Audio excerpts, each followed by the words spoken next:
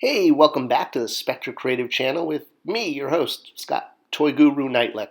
I've been in the toy industry for roughly 25 years, and I'm also a huge collector, and that's what this channel is all about. And today's video is going to talk about opinions of toy buyers and toy users. And what do I mean by that? Well, the focus group. How do toy companies come up with ideas for toys, or rather, how do they test to see if those ideas are going to work? Well, like most big companies, they need input. Well, because... I don't know what to do! I can't make decisions! I'm a president! Yeah, it kind of is like that.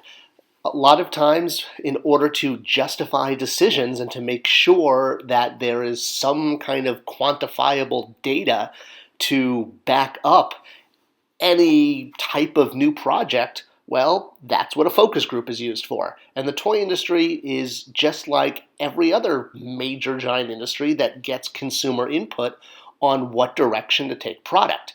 I've been fortunate enough to work for quite a few large toy companies in my career. I've had a very blessed career, and I'm grateful for all the companies I've been with. And I want to shed a little light on what it's like running and being in one of these focus groups. And yes, it is just like right out of the movies with that two-way mirror. Or, like that episode of The Simpsons where they're testing Itchy and Scratchy with the kids. It really is like this, with kids lined up and a moderator and a giant two-way mirror that we hope the kids don't realize is a two-way mirror, because people are sitting there watching them from the other side, usually with chicken wings and pizza and popcorn and Coke. No, I'm not making that up. We usually do it at dinner time, so we're usually gorging ourselves on food while we watch the kids through the two-way mirror to see what kind of opinions they're going to give on the latest toy line, and to understand, well, really to back up any kind of decision. And no, the moderator's not really going to signal to anyone behind the glass.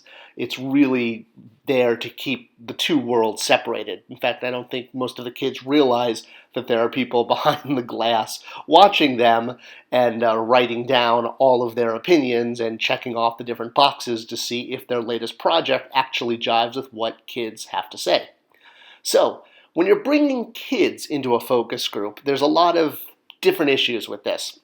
And you've got to start off with, well, who is going to moderate this?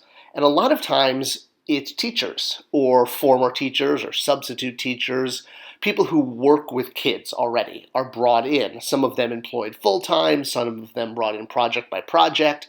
But you'll want to run the focus group, or at least the focus groups that I've watched have always been run by someone who's usually a kid worker, a teacher, a counselor, something like that, because they want to be able to bond with the kids and talk to them in a way that's going to help them articulate their opinion of what they like and what they don't like, or what their preferences are. You can't just throw anyone in there. It's got to be someone who can really get kids. And some of the questions that they'll ask kids in focus groups will be a little all over the map. For example, they may want to watch how kids put a toy together to see if they can actually follow the instructions, to see if it makes sense. Because sometimes toys are complicated putting together, and they want to make sure that out of the box, a child is not going to be too frustrated by the instructions, and they're easy to read. And that's a very basic kind of topic that we'll go over in a focus group, where kids will be brought in and they'll time them to see how long it takes to put a toy together. They do this with adults too. It's not just kids. Sometimes parents will be brought in, and same thing. They'll see if parents can follow the instructions to make sure that they're clear and understand any possible issues where the toy can't be, put together. And to understand, well, where is the point where a parent or a kid are going to basically give up and stop putting the toy together because it just becomes too frustrating. And that's important to know, because the toy shouldn't be like that. So focus groups help understand that. But getting into toy specifics, some of the other things focus groups are used for is just understanding basic color palettes. What type of colors do kids, and I will say collectors, we've brought adult collectors into focus groups too that I've been part of, and they will ask straight up, do you prefer the toy in this color or this color? They'll also ask kids and focus group members about names. Do they like this name of a toy? Would they buy a toy named this? What would you name this toy? And they'll show kids a new toy product, a doll, a car, an action figure, a game, and ask them. They'll also want to know the value, and they'll ask focus group members, both kids and parents and collectors, what type of value they would place on an item, how much they might pay for it. It's good to know if the value is there. And sometimes they'll just put a toy in the room and bring in kids and say, how would you play with this? What would you do with this toy? Sometimes they'll play exactly as the toy is intended. Other times they'll make up their own. I've seen toy lines go into testing with very, shall we say, inconsistent results, where half the time kids want to play with it one way and half the time they want to play with it another way. And I've seen toy lines go into testing multiple times over and over again, trying to get some kind of definitive result, mainly so upper management can clearly say, yes, this is how kids play with this toy. And I've seen frustration where they don't get that definitive result and they just keep going back to testing over and over and over again, hoping that they somehow will get this clear message from kids that this new toy is played with in, this way. And when they don't get that, it's interesting because in my mind, it's like, what does it matter? They're playing. You don't have to have one way to play. But a lot of times when you're dealing with spreadsheets and you're dealing with, having to justify all this money spent on a toy project, having that definitive answer is important. So who gets chosen for these focus groups? Who is it that's deciding how toys work, how they should be named, how much value? Well, it's interesting because it's a little bit of an oligarchy, meaning a very small amount of people that hold, shall we say, power over what toys are made, not just for a whole country, but in a lot of ways for an entire world. And while there are sometimes focus groups done on a national level, for the most part, the ones that are done at a toy company's headquarters, it's really the needs of the few.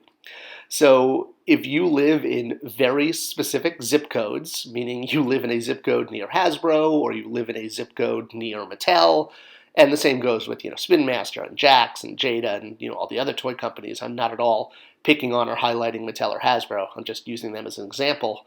But yes, if you go to a school in El Segundo, California, where Mattel is located, or you go to a school in Pawtucket, where Hasbro is located, those are the kids that are recruited. Sometimes they're children of employees. Sometimes they, put out calls to, different schools or education centers.